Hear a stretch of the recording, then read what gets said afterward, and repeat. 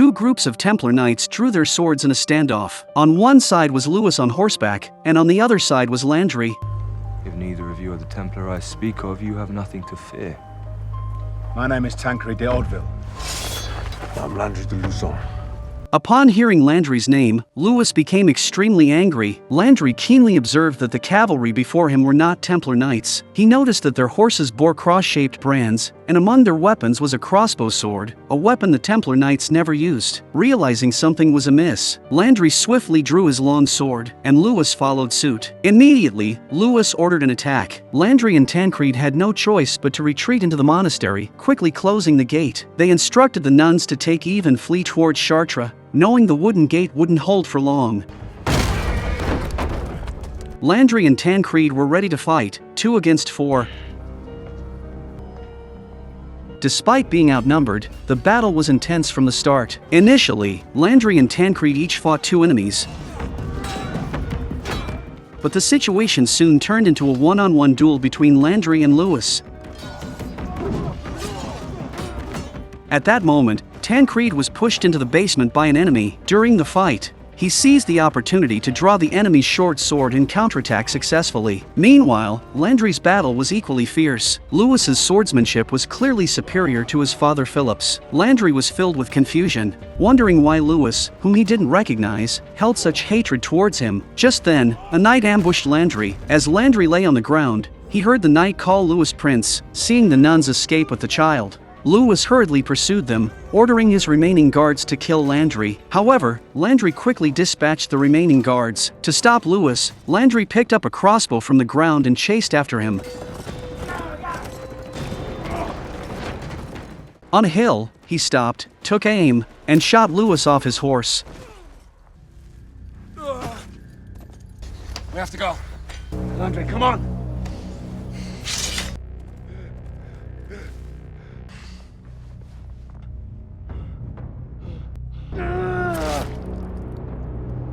Landry and Tancred rode to meet the nuns. Landry was filled with guilt, believing his actions had brought this misfortune, but Tancred comforted him by saying that if they had not come, the child might have met with an accident long ago. At this time in Paris, William was still racking his brains to find a way to frame the knights. Gawain came up with an idea. He suggested that the Knights Templar not only served the Pope but also worshipped their founding Grand Master as a deity. If they could prove this belief, the Templar Knights would be branded as heretics and could be justifiably eliminated and judged. Gawain planned to fabricate a crucial piece of evidence, a silver double-faced skull, one side depicting the founding Grand Master and the other a demon. Meanwhile, King Philip had acquired a new weapon, a cylinder filled with black powder, which, when ignited, had immense power, instantly blowing up a carriage. King Philip was amazed by the weapon's power and planned to use it to destroy the sanctuary at Chartres. Injured, Lewis did not return to the palace for treatment. He believed Landry and the baby couldn't have gone far. If he returned to the palace, he might lose track of them. So, he used a heated short sword to cauterize his wound. As Lewis stood up to leave, he saw the body of a nun. The 2 nuns with the child did not head directly to Chartres but entered a stone archway. This place was once a sanctuary for Jews, but King Philip had driven them all away, so no one would disturb them here. Prince Louis displayed remarkable detective skills, noticing a broken branch by the road and deducing that someone had recently passed by. Footprints and threads on the branches all pointed in one direction.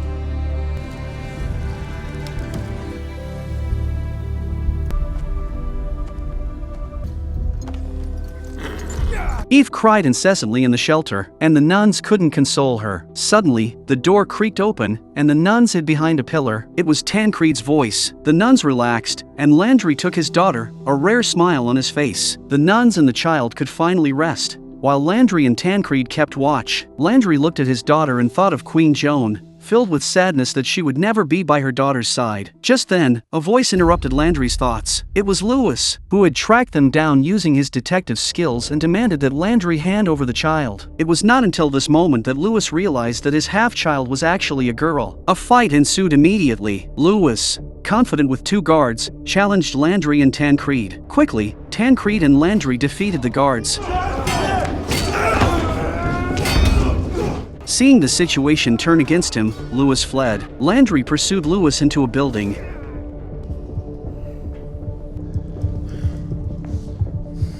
Lewis was loading arrows into the crossbow while talking to Landry. With the crossbow ready, Lewis emerged from the shadows. Under the threat of the crossbow, Landry's long sword was at a disadvantage, and he could only defend himself. He opened his hands and began to speak. Lewis expressed his deep love for his mother and accused Landry of improper behavior towards her. He was outraged that Landry, after such actions, still wore the Templar Knight's uniform and enjoyed divine protection. Lewis even blamed Landry for his mother's death. Landry emphasized that even if Lewis killed Eve, Queen Joan would not come back to life. Lewis retorted that killing Eve would make Landry suffer endlessly. Landry, emotional, said he mourned Joan every day and would give his life to bring her back. Lewis, enraged, accused Landry of killing Joan. Landry, in disbelief, told Lewis that it was King Philip who had killed Joan in front of his army. Lewis refused to believe it, insisting his father loved his mother deeply and couldn't have done such a thing. Landry pointed out that no loving father would send his son to kill a baby. In a fit of rage, Lewis fired the crossbow.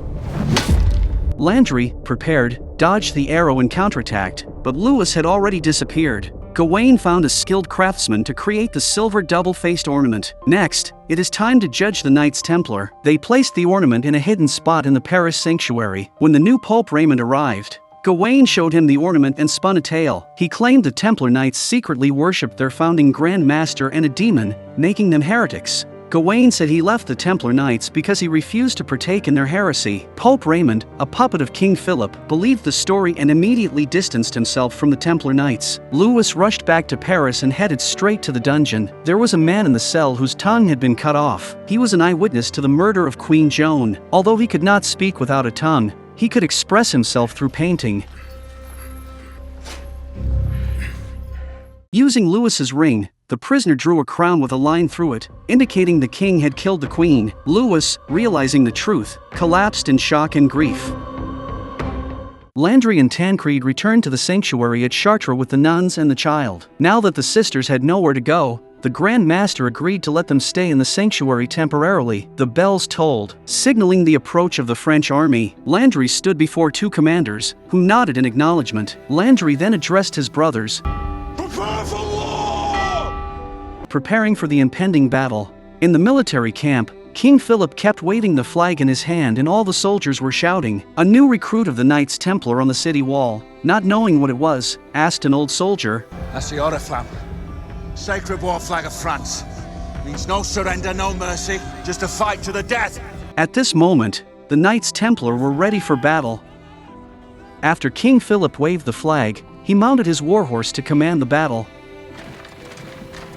He raised his right hand, and the archers drew their bows in preparation. As his arm fell, arrows rained down on the fortress like raindrops. Here they come! Although the Knights Templar were prepared and raised their shields, some knights were still hit by arrows.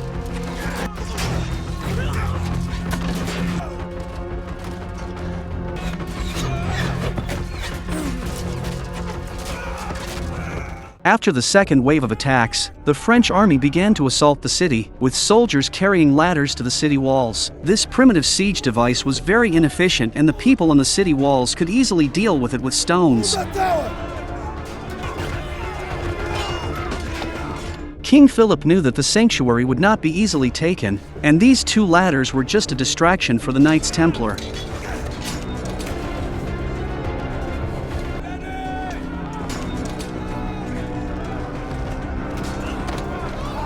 The real siege weapon was in the hands of 6 soldiers, who carried a shield and an iron bucket to the city gate. Landry and the others had never seen this before and were wondering what they were doing when they just saw the soldiers below ignite the fuses and retreat. With a loud explosion, thick smoke billowed, and sand flew everywhere as the iron bucket exploded.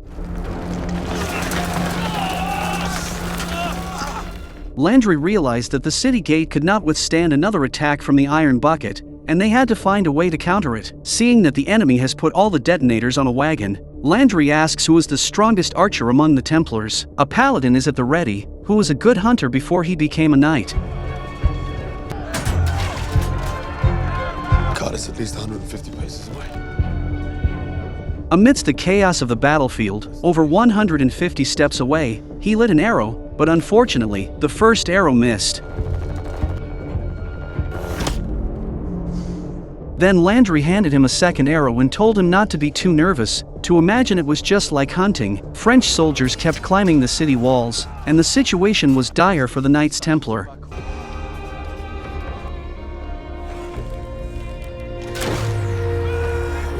When the knight shot the second arrow, it perfectly hit one of the fuses on the wagon. Thus, the Knights Templar achieved a temporary victory.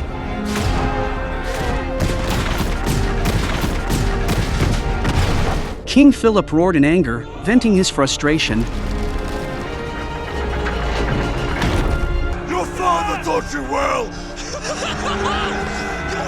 Never lost faith in you, brother. Never. Before the main army attacked, the Pope had come to persuade them to surrender. The Grand Master met with Pope Raymond and believed his promise of a fair trial.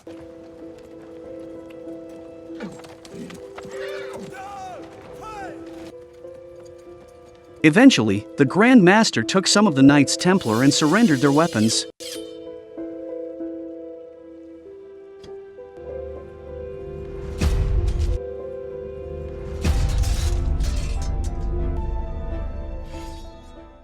But a fair trial did not exist, and after the crowd arrived at the French barracks, the Pope changed his tune. He ordered the Grand Master to reveal the secrets of the sanctuary at Chartres, including the location of the treasures and hidden doors. Only then did the Grand Master see the true colors of the Pope and the King, but it was too late. After the first assault failed, King Philip did not retreat. He ordered his craftsmen to build a siege tower. 4 or 5 craftsmen worked quickly, and once completed, the advantage of the sanctuary's walls would be lost. The siege tower could hold about 60 people at a time, and to stop its attack, the knights would need to redeploy defenders from other walls. A siege tower is not like a detonator, and hitting it with a flaming arrow will not immediately set it on fire. Moreover, the enemy could cover the siege tower with fresh animal hides, making it impossible to set on fire. This is the method used by the enemy during the defense of Acre City. Therefore, Landry suspected that this plan must have been devised by Gawain. Due to the lack of manpower to defend against the siege tower, Landry proposed a preemptive strike. They took advantage of the night and secretly exited through a hidden door, splitting into 2 teams. One team would distract the enemy,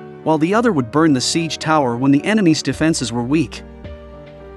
At this moment, King Philip was in his tent talking with Prince Louis. He asked Louis how things were going, but Louis reported that Landry had escaped. The king said he already knew because he had seen Landry on the city wall. Then, Louis lied and said that Landry's child had been killed by him. The king was overjoyed, as he believed eliminating Joan and Landry's child was more important than killing Landry himself. The team tasked with creating a distraction killed a patrolman and then set fire to a tent in the French camp.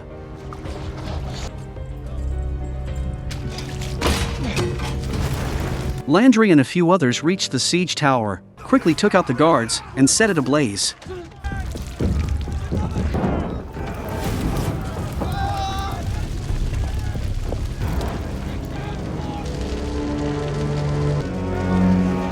However, the small team creating the distraction was surrounded. Landry heard his brother's cries and wanted to go back to save them, but Tancred stopped him. Tancred insisted that they could not let the hidden door be discovered, or their brother's sacrifices would be in vain. In the Paris palace, Princess Isabella had a new dress made. Her maid asked if there was a special occasion, and the princess said she was having dinner with the future queen, Margaret. Over time, the two had become as close as sisters, and Margaret, unsuspecting, drank the wine offered to her.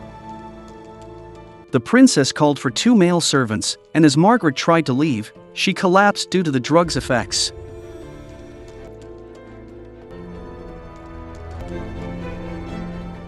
Isabella used Margaret's trust to frame her. It was not until Margaret's maid arrived that the 2 men left, making the maid a witness. When the princess sent the servants away, she gave them a special ring. After the deed was done, the 2 men were killed by Isabella.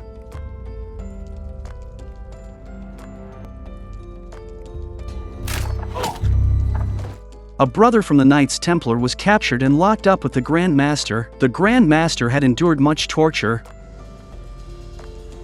The newly initiated knight, terrified by the sight of the torture instruments, revealed the location of the hidden door. Gawain led his men to the hidden door, placed a fuse, and lit it.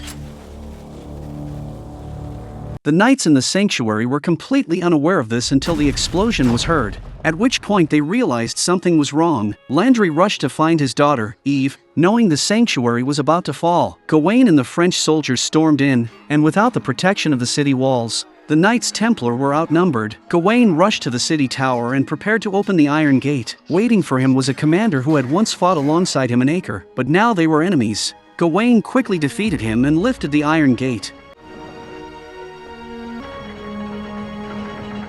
Landry led the two nuns and the child to a dark room. He held his daughter tightly, not wanting to let go, knowing this might be their last goodbye. Gawain opened the city gate, and countless soldiers poured into the sanctuary, engaging in fierce combat with the Knights Templar.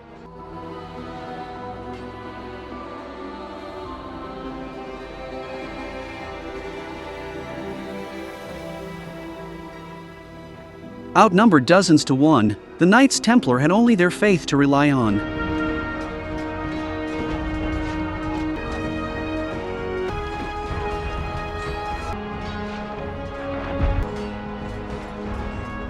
As Landry hid the child and stepped outside, he saw King Philip on horseback.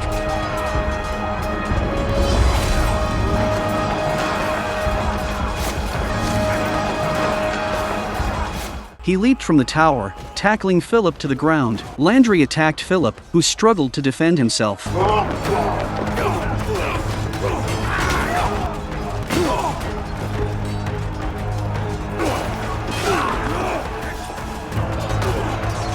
Prince Louis joined the fray, torn between avenging his mother and aiding his father.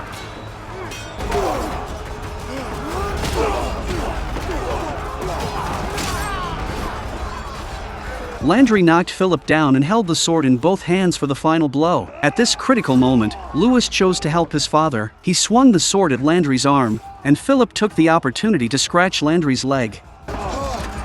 Tancred rushed to help, but Philip already had his knife at Landry's throat. King Philip demanded the Knights Templar surrender, or he would kill Landry. However, Landry urged his brothers to keep fighting. Tancred could not bear to see his brother die and dropped his sword. In the end, the Knights Templar surrendered, but instead of a fair trial, they faced false accusations and betrayal.